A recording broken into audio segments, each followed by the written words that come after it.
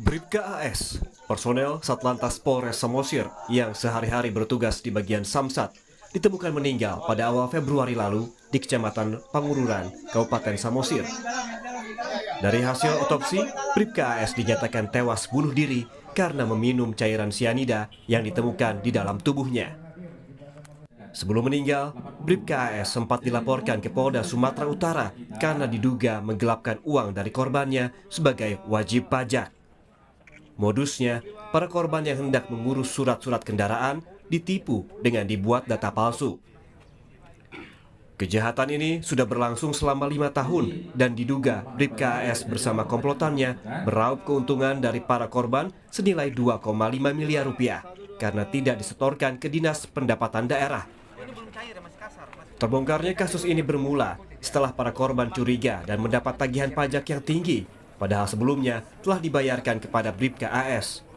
Komplotan ini menipu sekitar 300 wajib pajak dengan 180 orang telah membuat laporan. 4 orang terduga pelaku telah diperiksa, namun statusnya belum ditingkatkan sebagai tersangka.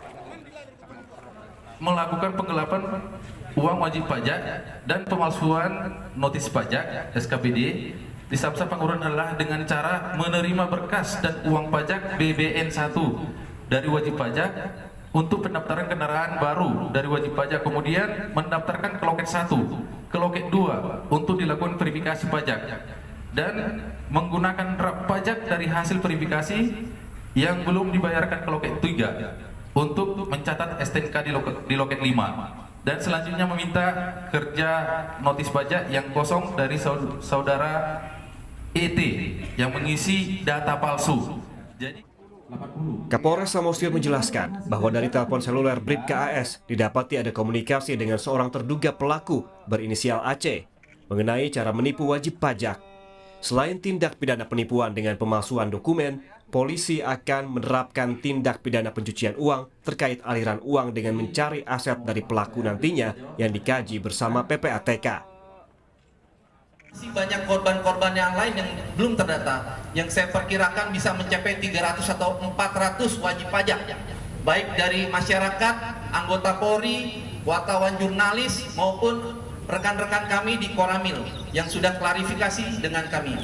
Tentu kami akan menerapkan pasal tindak pidana pencucian uang, yaitu tindak pidana memiskinkan para pelaku kejahatan ini, karena ini merupakan kejahatan ekonomi yang meresahkan masyarakat yang ada di Kabupaten Samosir.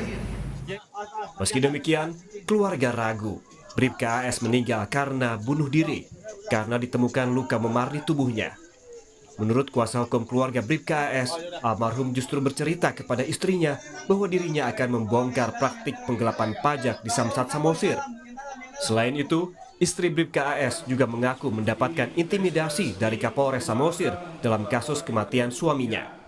Pada tanggal 23 Januari, Kapolres ini ada kemungkinan dugaannya adalah jangan-jangan almarhum ini dikorbankan untuk menjadi tumbal dalam kasus penggelapan pajak di Samsat Pangururan khususnya. Artinya supaya rantai ini terputus. Jadi beliau sudah meninggal, tidak bisa diambil keterangannya lebih lanjut siapa saja yang terlibat dalam kasus-kasus penggelapan tersebut. Keraguan keluarga semakin menjadi ketika jenazah Bribka AS tiba di rumah orang tuanya di Selokahean, Simalungun, Sumatera Utara. Keluarga melihat jenazah Bribka AS menghitam di bagian wajah, kaki, dan tangan. Selain itu ada luka memar di bagian belakang kepala seperti diserang benda tumpul.